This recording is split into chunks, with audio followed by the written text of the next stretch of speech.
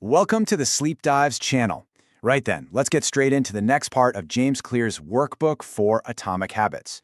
We're about to pull back the curtain on 3 invisible forces that pretty much run our lives: the space we live in, the pull of our own cravings, and, maybe most importantly, the people around us.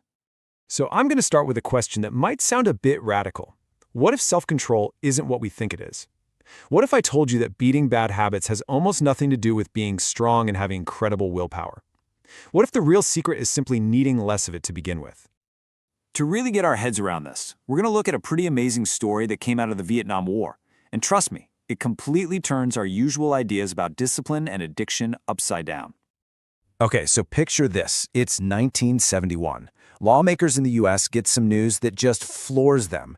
A full 20%, that's 1 in every 5 American soldiers serving in Vietnam, had become addicted to heroin.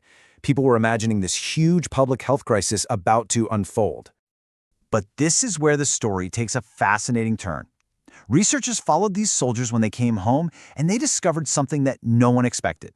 Nearly 9 out of 10 of them just stopped, almost overnight. Now, this completely contradicted everything people thought they knew about addiction, so what on earth was going on? Well, here's the kicker. It wasn't some sudden burst of superhuman resolve. The key, the real reason, was a radical change in their environment.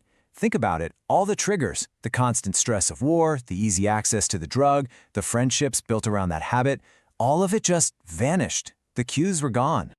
And this brings us to this really important idea called cue-induced wanting. It sounds a bit jargony, but all it means is that an external trigger, something you see, hear, or feel, can spark this huge, almost overwhelming craving.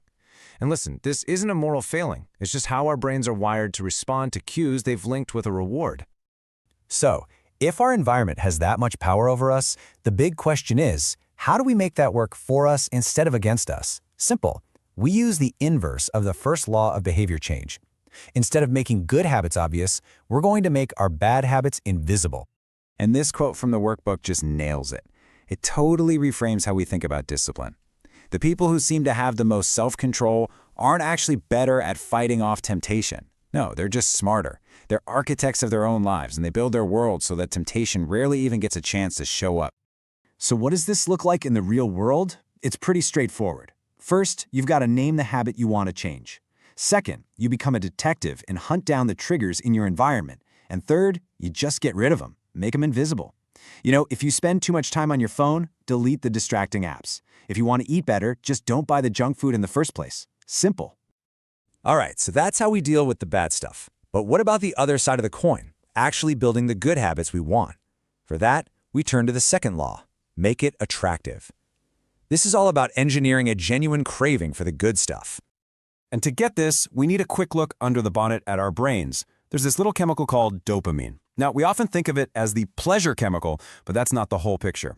The brain actually releases it when we anticipate a reward.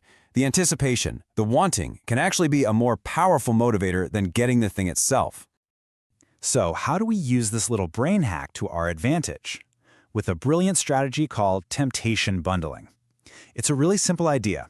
You just pair an action you need to do with an action you really want to do. You're basically bribing yourself, using something you enjoy to pull you through something you don't. Here's how the formula works. Let's say you need to do your weekly exercise, but you want to listen to your favorite podcast. You just bundle them. The rule becomes, after my current habit, say finishing work for the day, I will do the habit I need, which is my 30-minute workout. And after I do my workout, I get to do the habit I want, which is listening to that podcast.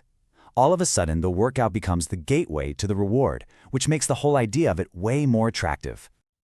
Okay, we've covered your physical environment and your inner motivation, but there's one more massive piece of the puzzle, and that is the people you're around every day. Our desire to fit in, to belong to the tribe, is one of the most powerful forces shaping what we do. Turns out we're basically hardwired to copy 3 specific groups of people. First, the close. That's your family and friends. You just absorb their habits without even thinking. Then you've got the many. This is that deep, ancient need to just do what everyone else is doing. And finally, there's the powerful. We naturally look up to and copy people who have the status or success we admire.